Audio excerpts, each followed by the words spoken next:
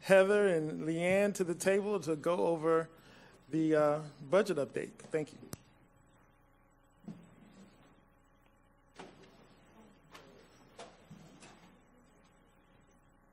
Okay, good afternoon. Yes, I'm being joined by two members of our school finance dream team, two important members, Ms. Heather Knust, Budget Director, Leanne Evans, Treasurer. We're going to try to make it quick. We've got a budget workshop for you today. This is part of the process. We'll bring a final budget recommendation in early September. But what we know at this point, we do have a brief legislative update. You may recall last year in the 2018 legislative session, the legislature approved money to do a study of the Florida Price Level Index, which drives the district cost differential, which is that cost of living adjustment that is assigned to the 67 counties across Florida. And there was some concern about this study because Dr. Robinson will remember this. We went through a similar study back in 2003, which changed the formula. We had for years, we had a traditional market basket approach to the cost of living study, or the Florida Price Level Index. And in 2003, the big change there was they introduced a new variable called the amenities, or the amenities factors. And the premise of that was basically that people may be willing to work for less money if they have access to amenities like the beach or the Kravitz Center or different cultural type things. And we actually sued the state over that because it jeopardized our funding to some extent. And we just took issue with that notion because we felt like teachers our employees need to be paid just to afford to live, let alone make it to the beach or to the Kravitz Center. But we were not successful, and that amenity factor has been in place now since that time.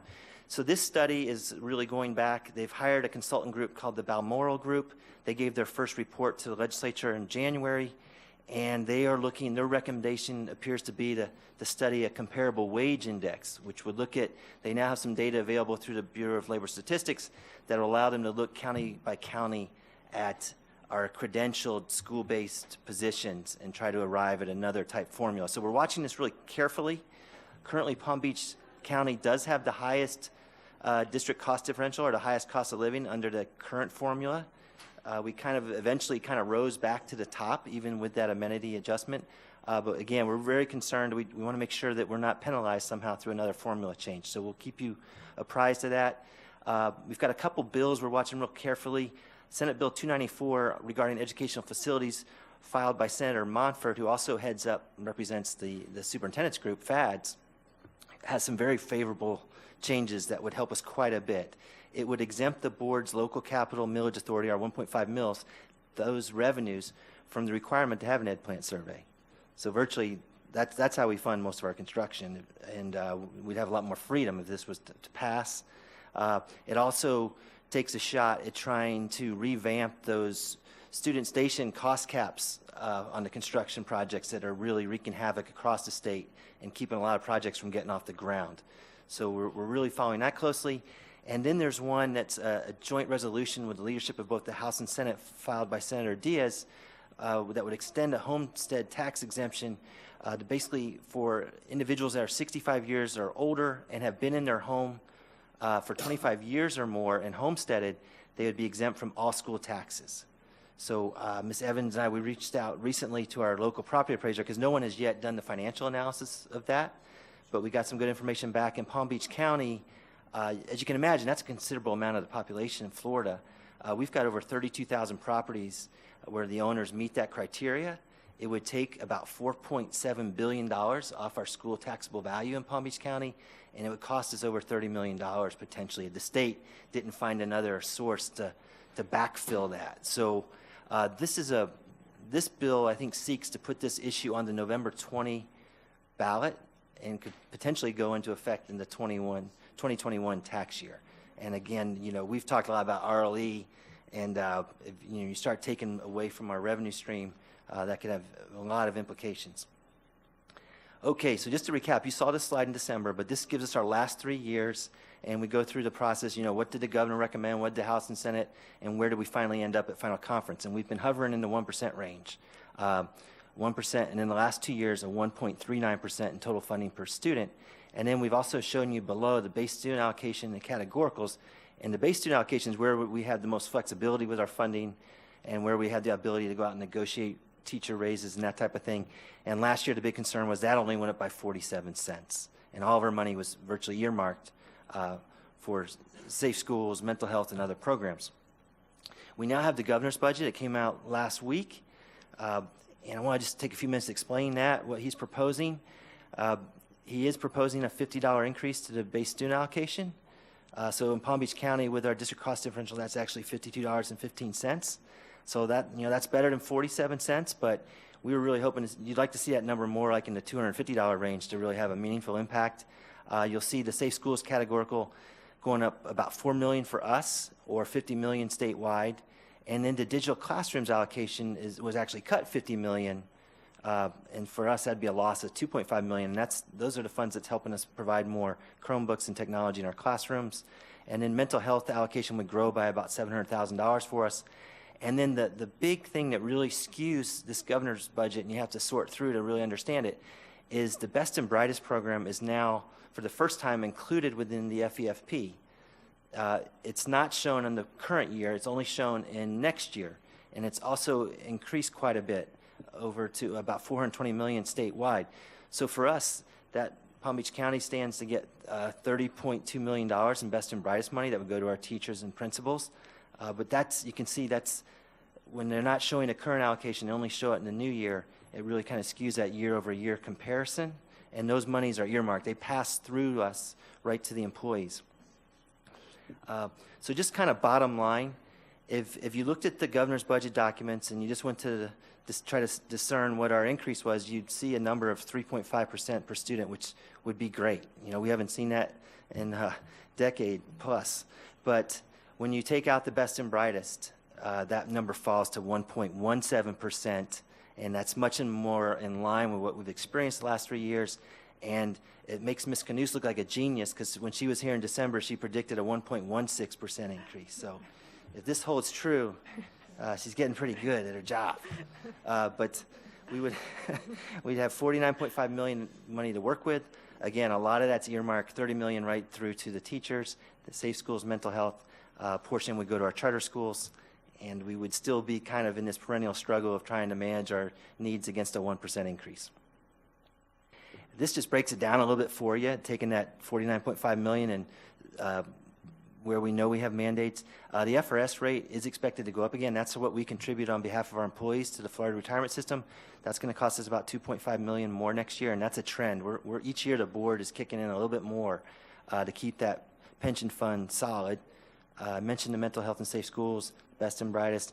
As our budget grows, even if it's growing in these restricted areas, per your policy, we like to grow the contingency reserve to keep pace. So that would take about $1.8 million.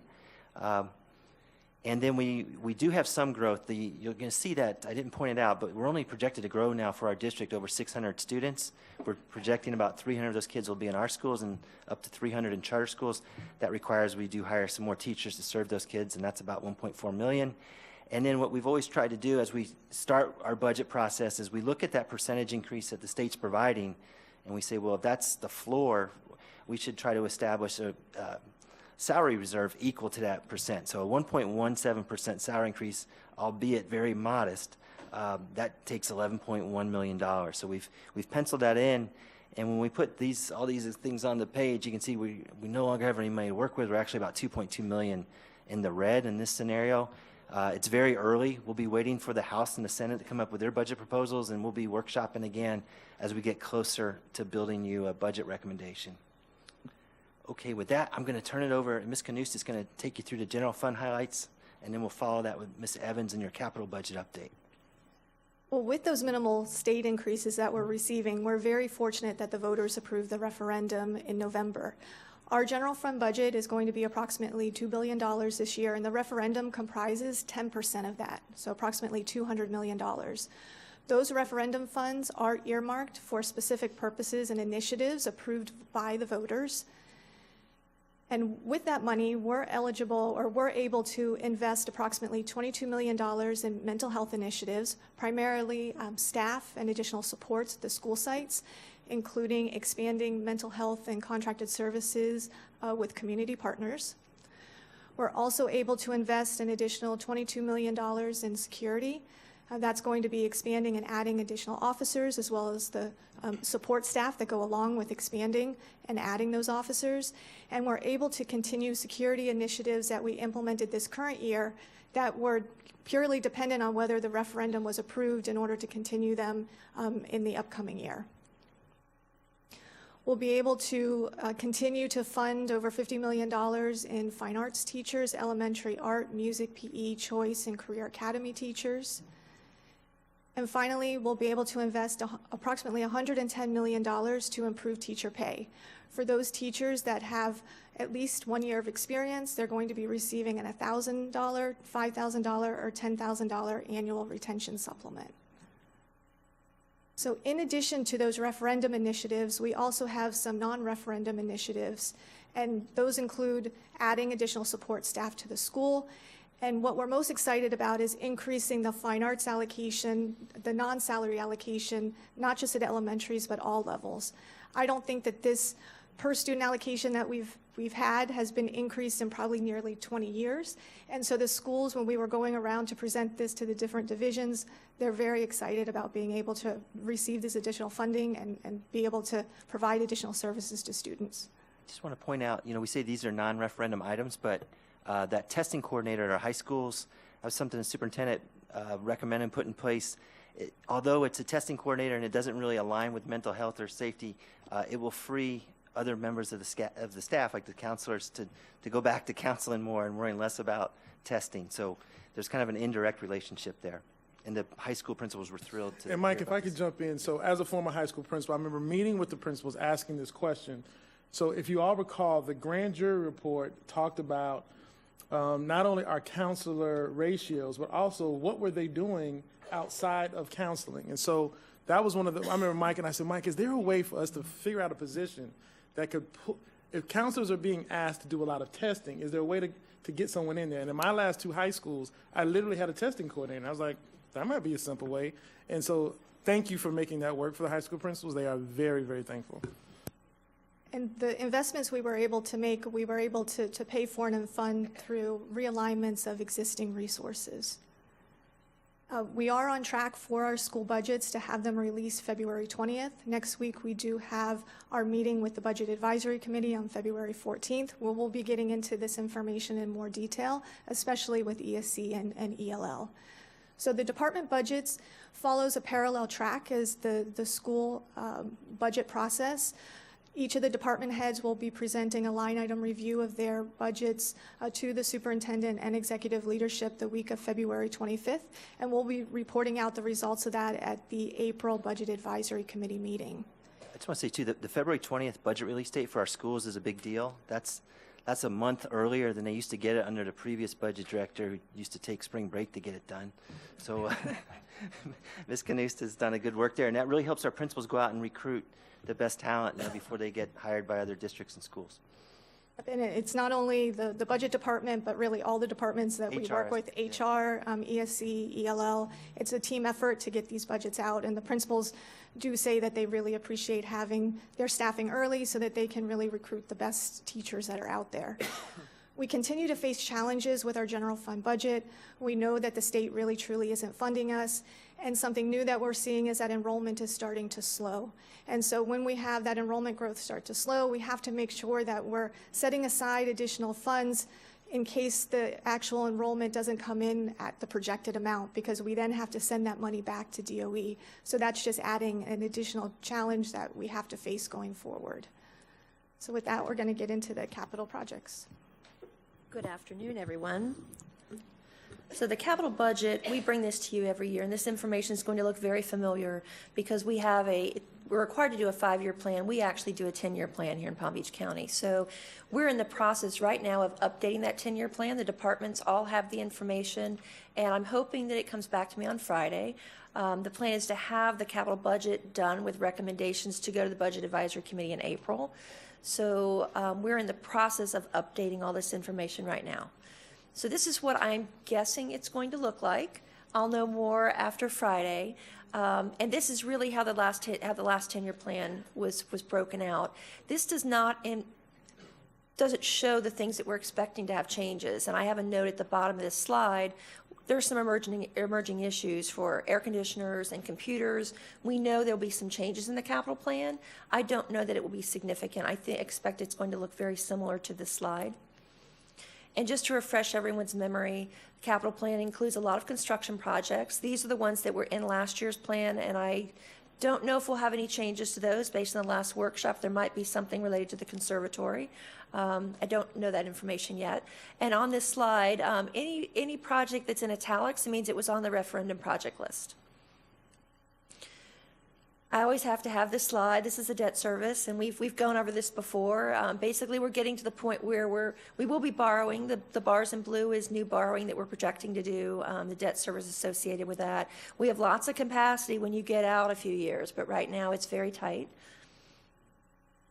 Facility projects, a lot of this is the sales tax referendum. So that facility renewal project that lined for $949 million, every penny of that sales tax. So all that money is going to work right now. We're doing a lot of work at all of our facilities.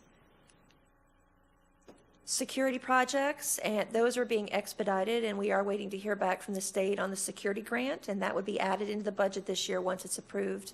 Classroom technology, we see those flat panels going out throughout the district. We may be expediting some of those depending on how fast they can get them out to the schools. Transportation, we've bought a lot of buses in the last few years, and we continue to do that. That's part of the referendum. And then equipment, we will have a change. We are going to be increasing the allocation for purchasing and replacing musical instruments right along with what the operating budget is doing. So we're working together to make some changes at the schools. And as always, we're funding property insurance. We have reserves set aside. This is roughly 5% over the 10-year window. Most of it's in the last few years, and a lot of it is the sales tax reserve as well. We don't know for certain if we're going to get every penny we had expected with the sales tax. We won't know that until the end of the 10-year window. So these reserves aren't available to be used right away. They're set aside in the last few years of the 10-year window. And then charter schools, we have money set aside in the budget in case the state doesn't fully fund charter schools. If the state next year, and we will know after the legislative session is complete, if they do fund charter schools, that will free up some money in 2020, and we'll be using that most likely to deal with those emerging issues for air conditionings and computers, and we'll be bringing that back to you at the next workshop. Can I just interject a budget warning? Property insurance is on the rise with the disasters we're having and also with the cost of construction. Ms. Howard is battling against premium increases, so that's an area over the next 10 years we may have to dedicate more funding to. Okay, so the challenge is, you're not going to be surprised by any of this, the uncertainty of the capital outlay, of the charter school capital outlay. Rising construction costs, you've heard that from Ms. Paul, that we're facing that going forward. All the construction projects are subject to the cost per student station cap unless they're funded specifically with the sales tax or impact fees. That's the other exemption. Everything has to be DOE approved. The sales tax money, just like with the general fund, all the referendum dollars are set aside for specific projects. We can't use them for anything else. So while the capital budget is much larger, it's set aside for deferred maintenance, technology, and transportation. And although the capital plan, this goes back to, we have 30 million square feet of facilities. There's a lot of work to be done to maintain these facilities. The sales tax is dealing with the deferred maintenance. We have to make sure we're dealing with the ongoing maintenance as well. So that's one of our biggest challenges. With that, I'll hand it back to Ms. Knust. Yeah, I think the board's seen us before. This is just our timeline and kind of our road to budget adoption in September. We'll continue to work with your budget advisory committee throughout the process. And we'll be back in front of you, I guess, again in May 1st. And at that point, we'll have a pretty good handle on what the legislature is going to do to us budgetarily. So, any questions? Questions? So, Mike, when I was looking at the different things in the capital budget, I didn't see anything for, and maybe it's somewhere else, but I didn't see anything for police officers with respect to communications. I know that, the officers are having issues with the radios in the schools, and that's paramount that we get that. So where was that? Where's that in the budget? Is that in the capital budget? There is, I'll let Ms. Evans answer it, and I want to mention something about the Wi-Fi thing we're working with the chief on. Right, there is a section for security, and that most of that is funded with sales tax, but there's other dollars as well, and that does include money for radios. We are very generic because we didn't have very specific details of what's being done at each school. So a lot of this is being rolled out right now, and I've heard from Chief Kitsero that that is an issue. So we're waiting to get his budget request for next year, and we'll work with him to make sure the dollars are allocated as needed. All right, so when he makes his budget request, would you make sure the board sees it so we know what he's requesting? Because I don't want to cut back in that area. I mean, the parents want us to make sure their kids are safe, and the radios need to work in the schools. So I like the board members to see what the chief is asking for before you tell them there might not be enough money for it, so we can decide whether or not we want you to cut somewhere else. Okay, Right. certainly. Any other questions? Mr. Superintendent? I was going to add two related things to the radios. First, Ms. Knust, with the referendum money's got the new officer radios budgeted. And then Chief Kitsero is working with our IT crew to see if there's some ability for the radios to kind of toggle between radio communication and then like Wi-Fi, so that as we we're improving the Wi-Fi throughout our schools, that may be another alternative where the radio can function through the Wi-Fi. So, but we're working closely with him, and I get your point. We'll bring back his requests unaltered, and then we'll have that discussion. I didn't mean it exactly like that, but I did, I guess. Any other questions? Mrs. Andrews? Thank you. And I was looking at the construction projects, and you may already give us this at a later date, but as we look at the additions and the remodeling projects, is there any way that we can get some information as to the projected timelines for some of these? Yes, we're working on that with Ms. Paul right now. That'll be part of the capital plan. So when you get that, it shows each school as to when it's being funded, and we can always add on expected opening dates. Yes. I think that might be helpful. We're working on that right now. Thank you. Mrs. Whitfield? I just wanted to say thank you for adding to the fine arts allocation. It's so awesome. It's been so sad, and I think it's actually really nice, and I mean, not huge, but something, so thank you. Are we done now? We're done now. Okay. Thank you. Thank you. Mr. Superintendent, it's all yours. Thank you, team. Mr. Chairman, that is our last workshop for today. We need a motion to adjourn the workshop. Oh, we have one discussion item, yes. The other two were canceled out for today.